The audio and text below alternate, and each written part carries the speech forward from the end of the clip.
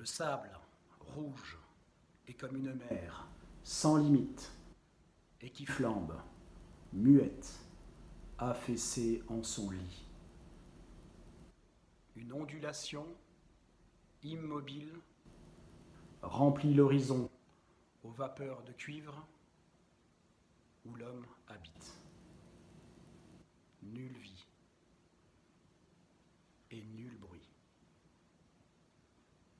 Tous les lions, repus, dorment au fond de l'antre éloigné de 100 lieues, et la girafe boit dans les fontaines bleues, là-bas, sous les dattiers des panthères connues.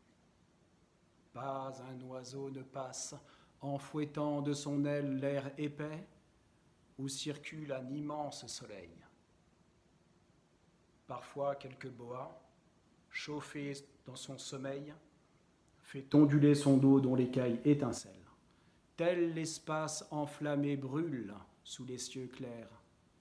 Mais, tandis que tout dort, aux mornes solitudes, les éléphants rugueux, voyageurs lents et rudes, vont au pays natal à travers les déserts.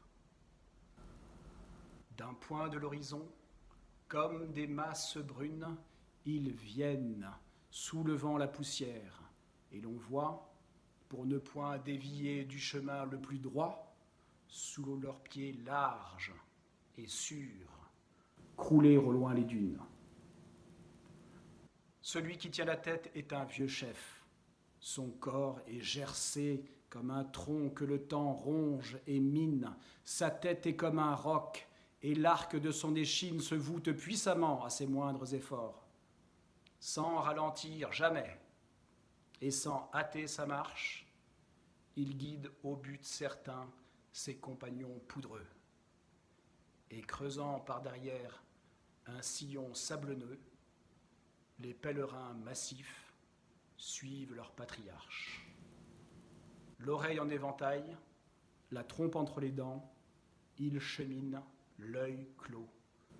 Leur ventre bat et fume, et leur sueur dans l'air embrasé monte en brume, et bourdonnent autour 1000 insectes ardents. Mais qu'importe la soif, et la mouche vorace, et le soleil cuisant leur dos noir et plissé.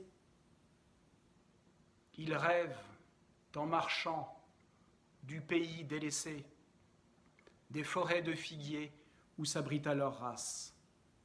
Ils reverront le fleuve échappé des grands monts, où nage en mugissant l'hippopotame énorme, où blanchis par la lune et projetant leur forme, ils descendaient pour boire en écrasant les joncs. Aussi, plein de courage et de lenteur, ils passent comme une ligne noire au sable illimité, et le désert reprend son immobilité quand les lourds voyageurs à l'horizon s'effacent.